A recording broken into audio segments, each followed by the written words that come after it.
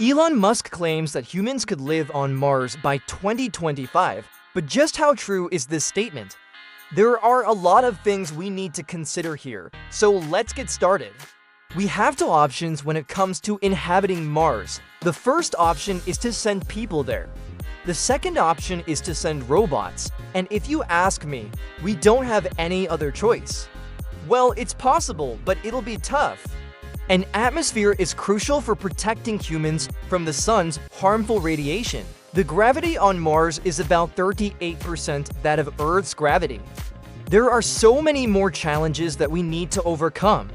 But with enough hard work and dedication, we can do it. Now let's talk about the Starship. It's a massive spaceship that SpaceX is developing to carry humans to Mars. It's currently in the testing phase, but it should be ready for launch in about 2 years. The Starship will be able to carry up to 100 tons of cargo or 100 people to Mars. That's a lot of people and a lot of supplies. But it's not enough if we want to establish a colony on Mars. We'll need to send multiple starships to Mars to make that happen, and that's just the beginning. We'll also need to develop new technologies to support a colony on Mars. We'll need to develop new ways to generate power, new ways to grow food, and new ways to explore the planet. We'll also need to develop new medical technologies to help keep colonists healthy and safe. A lot of this will need to happen before 2025. It's a big challenge, but it's one that we're up for. We're constantly developing new technologies that are making it easier and cheaper to explore space. In the coming years, we'll see new developments in areas like robotics, materials science, and propulsion systems. These developments will help us create the technologies we need to support a colony on Mars. That means if you weigh 100 pounds on Earth, you'd only weigh 38 pounds on Mars. There are so many people who are passionate about exploring Mars and establishing a colony there. People from all over the world are working together to make this dream a reality. So don't give up. Let us keep pushing forward towards our goal of living on Mars by 2025, and let us keep dreaming big about the future of humanity. Thank you for watching. Don't forget to subscribe and hit the bell icon for more updates on Elon Musk, Tesla, SpaceX, science, technology, and more. At first, this might seem like a lot of fun. You could jump really high and run really fast. But after a while, it would start to take a toll on your body. Your muscles and bones would start to weaken because they wouldn't have to work as hard. Also, our bodies are used to the Earth's gravity.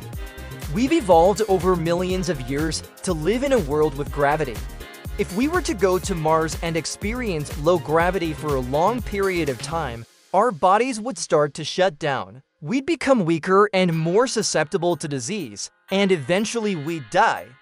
So we need to find a way to counteract the effects of low gravity. NASA is developing a new device that will simulate Earth's gravity on Mars. The device will create an artificial gravity field that will make it feel like you're back home on Earth. If all goes well, the device will be ready for testing by 2025. Without an atmosphere, we'd all be dead in a matter of minutes. Luckily, Mars does have an atmosphere, but it's very thin and weak. It's about 1% the thickness of Earth's atmosphere. That means we'd be exposed to dangerous levels of radiation if we landed on Mars today. But we're working on ways to fix that. NASA is developing a new space suit that will protect astronauts from radiation while they're on Mars. The suit is made of layers of material that will block radiation from the sun. It also has a helmet with a visor that will shield the astronaut's face. If all goes well, the new spacesuit will be ready for testing by 2025. According to experts, we may be able to send humans to Mars by 2026 at the earliest. But we'll need a lot of money to do it. We'll also need a lot of time to prepare. We need to build new spacecraft and develop new technologies. We also need to train astronauts for the long journey ahead. All of this will take years, if not decades. And unfortunately, we're not making much progress right now. Yes, NASA and SpaceX are doing great things, but we're still a long way off from actually sending humans to Mars. NASA's Perseverance rover has found evidence that liquid water existed on Mars billions of years ago. That's a great start, but we need to find more evidence. We also need to find out if there's still water on Mars today. Without water, humans can't survive, so it's crucial that we find it. So far, we haven't found any signs of water on Mars, but we haven't given up hope. NASA's Mars Reconnaissance Orbiter has been searching for signs of water for years, and it is still going strong. Maybe one day it will find what we're looking for. Robots are currently performing tasks that humans would find difficult or even deadly to do. From exploring caves to traveling to distant planets, robots are proving to be invaluable assets. If Elon Musk really wants to put humans on Mars by 2025, he has to think of a way to keep them alive once they arrive. NASA researchers are working tirelessly to develop new technologies that will allow us to explore Mars safely. One example is the development of a prototype habitat that can protect astronauts from harmful cosmic radiation. This prototype has been designed to simulate what life on Mars could be like and to test the feasibility of long-duration human missions to the Red Planet.